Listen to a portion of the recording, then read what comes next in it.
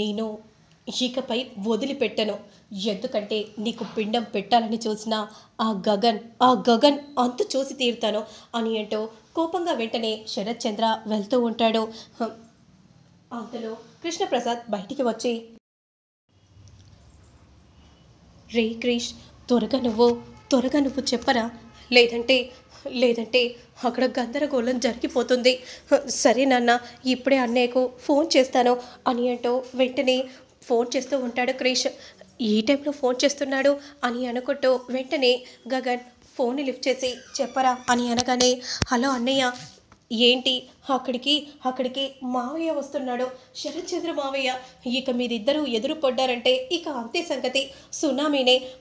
అవునా, ఎందుకు, నువ్వు పిండం పెట్టాలని చూసావు కదా అన్నయ్య, అయితే రానివ్వు మాట్లాడతాను అని అంటూ కాల్ని కట్ చేయగానే, అయ్యో అన్నయ్య కాల్ని సడన్గా కట్ చేశాడు నాన్న, ఇప్పుడు ఏం జరుగుతుందో ఏంటో అని విధంగా అంటూ చాలా ప్రసాద్ కంగారు పడిపోతూ ఉంటే, ఇక మరోవైపు మాత్రం, రే గగన్, బయటికి రా, నా చెల్లెలి భర్తకే నువ్వు పిండం పెట్టాలని చూస్తావా, నీకెంత ధైర్యం రా, రే గగన్ బయటికి రా. అంతలో గగన్ అలా బయటికి వస్తూ ఉంటే, ఎరా నాన్న ఆగురా, ఉండమ్మా అని అంటూ బయటికి వస్తాడు. ఏంటి, ఏమనుకుని ఇదంతా చేశావు, అయినా నీకు ఇంత కామన్ సెన్స్ ఉందా, నా చెల్లెలి భర్తకు నువ్వెలా పిండం పెడతావో, కావాలంటే నీ అమ్మ బొట్టు చెరిపేయి, నా చెల్లెలి బొట్టు చెరపాలని చూసిన వాడివి నువ్వెవరివి, కావాలంటే తెల్ల చీర మీ అప్పకి కట్టివు, అసలు తన మెడలో బొట్టు ఉండాల్సిన అవసరం ఏముంది అని అంటూ వెంటనే బొట్టును చెరిపేయబోతూ ఉంటే గగన్ గట్టిగా చేయిని పట్టుకుంటాడు. అప్పుడు హరిశ్చంద్ర కోపంగా చూస్తూ ఉంటే వెంటనే హరిశ్చంద్ర చెంప పగలగొట్టగానే ఒక్కసారిగా అందరూ షాక్ అయిపోతారు. నన్ను నన్ను నువ్వు చెంప పగల కొడతావా, అసలు నువ్వెవడివిరా నన్ను కొట్టడానికి, నిన్ను వదిలిపెట్టను, మరి నువ్వెవరివి, నా తల్లి బొట్టును చెరిపేయాలని చూసిన వాళ్లను నేను వదిలిపెట్టను, నిన్ను నిన్ను ఇలా కాదురా, నిన్ను ఇలా కాదు అని అంటూ వెంటనే అక్కడే ఉన్న కర్రను తీసుకొని వచ్చి గగన్ తలపై కొట్టబోతూ ఉండగా వెంటనే భూమి అడ్డుపడుతుంది. భూమి తలకి అలా తల మీద కొట్టగానే ఆ రక్తం శరత్ చంద్రపై పడుతుంది. శరత్ చంద్ర ఒక్కసారిగా షాక్ అయిపోతాడు. భూమి రక్తాన్ని తాకి అలానే చూస్తూ ఉంటాడు, సైలెంట్గా ఉండిపోతాడు. భూమి భూమి అనే విధంగా గగన్ అంటూ ఉంటే స్పృహ కోల్పోయి భూమి ఉంటుంది. వెంటనే లే భూమి లే అనే విధంగా గగన్ అంటూ ఉంటాడు. ఏరా త్వరగా హాస్పిటల్కి తీసుకెళ్ళరా అని అంటూ ఉంటే, మీ సంగతి ఇప్పుడు కాదు తరువాత చెప్తాను అని అంటూ గగన్ కోపంగా భూమిని పట్టుకొని హాస్పిటల్కి తీసుకెళ్తూ ఉంటే శరత్ చంద్ర మాత్రం అలానే భూమి రక్తాన్ని చూస్తూ ఉంటాడు. అసలు ఈ రక్తానికి నాకు ఏంటి సంబంధం, ఎందుకు ఉక్రోషంతో నన్ను ఆ మంటని చల్లార్చేసింది, అసలు ఈ రక్తానికి నాకు ఏ సంబంధం ఉంది, ఆ అమ్మాయి ఎందుకు అడ్డుగా వచ్చి నిలబడింది, అసలు ఆ కుటుంబానికి ఎందుకు రక్షలా ఉంది, అసలు నాకు ఇప్పుడు కోపమేమి లేదేంటి, ఆ అమ్మాయిని నేను అలాగే చూస్తూ ఉండిపోవాలని ఎందుకు అనిపించింది, అసలు ఆ అమ్మాయి ఎవరు, నాకు సంబంధం ఏంటి, ఇదంతా ఏంటి, ఏం జరుగుతుంది, నాకేం అర్థం కావట్లేదు అని అంటూ వెంటనే సైలెంట్గా ఇంటికి బయలుదేరతాడు. ఇక మరోవైపు మాత్రం అపూర్వ చాలా సంతోషపడిపోతూ ఉంటుంది. గగన్ అంత చూసి వస్తున్నాడేమో ఆయన అని అనుకుంటూ ఉండగా అందరూ చాలా కంగారు పడిపోతూ ఉంటారు. అక్కడ ఏం జరిగిందో ఏంటో, అన్నయ్యకు ఫోన్ చేస్తుంటే కూడా లిఫ్ట్ చేయట్లేదు నాన్న, అదే నేను కూడా కంగారు పడుతున్నానరా అని అంటూ ఉంటే, ఏమో అసలు ఎప్పుడూ ఒకేలా ఉండట్లేదు, ఏదో ఒక సమస్యలో పడుతూనే ఉన్నాం నాన్న, పాపం అన్నయ్య అడుగడుగునా ఆటంకాలను ఎదుర్కొంటూ వస్తున్నాడు, ఏమైందో ఏం జరిగిందో అని చెర్రి అంటూ ఉంటే మరోవైపు తలదించుకొని అలా శరత్ చంద్ర నడుచుకుంటూ వస్తూ ఉంటే ఒక్కసారిగా అపూర్వ షాక్ అయిపోతుంది. ఈయనేంటి ఇలా వస్తున్నాడు, తాడో పేడో తేల్చుకుని వస్తాడనుకుంటే ఇలా మౌనంగా వస్తున్నాడేంటి, అసలు ఈయనకి ఏమైంది అని అనుకుంటూ వెంటనే పరిగెత్తుకుంటూ శరత్ చంద్ర దగ్గరికి వెళ్తుంది.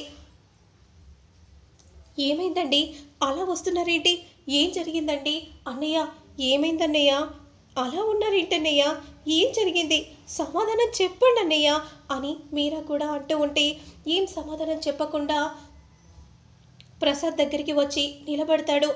ఇక ప్రసాద్ మాత్రం అలానే షాకింగ్గా శరత్ చంద్రను చూస్తూ ఉంటే అప్పుడు శరత్ చంద్ర ఇలా అంటూ ఉంటాడు, అసలు ఎవరు ఆ అమ్మాయి? ఆ ఇంటి మనుషులకు ఏం కాకూడదని ఎందుకు ఆ అమ్మాయి అలా ఆపదలో చిక్కుకోవాలని చూసింది? అసలు తన ప్రాణాలను అడ్డు వేసే అంత మంచితనం ఉన్న ఆ అమ్మాయి ఎవరు అని శరత్ చంద్ర కృష్ణప్రసాద్ని ప్రశ్నిస్తూ ఉంటే అపూర్వ అందరూ కూడా షాకింగ్గా అలానే శరత్ చంద్ర చూస్తూ ఉంటాడు. చెప్పు, అలా మౌనంగా ఉంటే నేను ఏమనుకోవాలి? నీ మౌనానికి ఆ సమాధానానికి ఏంటి చెప్పు అని ఈ విధంగా అడుగుతూ ఉంటే ఈ రక్తం నన్ను తాకగానే ఈ ఆవేశం ఎందుకు చల్లారిపోయిందో నాకు తెలియదు. అసలు ఎందుకు, ఏమైంది, ఏం జరిగింది అని ఈ విధంగా అడుగుతూ ఉంటే ఏం సమాధానం చెప్పకుండా కృష్ణప్రసాద్ మౌనంగా నిలబడి చూస్తూ ఉంటాడు. అసలు తనని చూస్తుంటే నాకు ఏ మాటలు రావట్లేదు. ఆ రక్తం నాకు ఏదో చెప్తుంది. ఏం చెప్తుందో నాకేం అర్థం కావట్లేదు.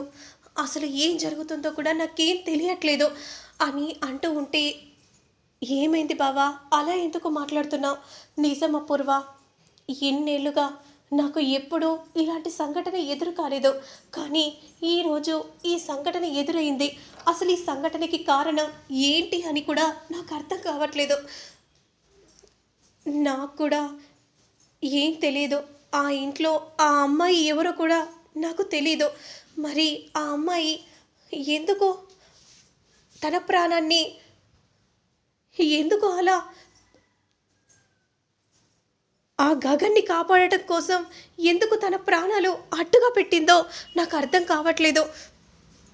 బావా, నువ్వు ముందు రూమ్లోకి పద బావా, నువ్వు చాలా డిస్టర్బ్లో ఉన్నావు, పద ముందు నువ్వు ఫ్రెష్ అవుతూ పద బావా అని అంటూ వెంటనే అపూర్వ రూమ్లోకి తీసుకెళ్తూ ఉంటే అసలు ఏం జరుగుతుంది, ఎప్పుడు లేదే ఇలా మాట్లాడుతున్నాడేంటి అని మనసులో అపూర్వ అనుకుంటూ కంగారు పడిపోతూ ఉంటుంది.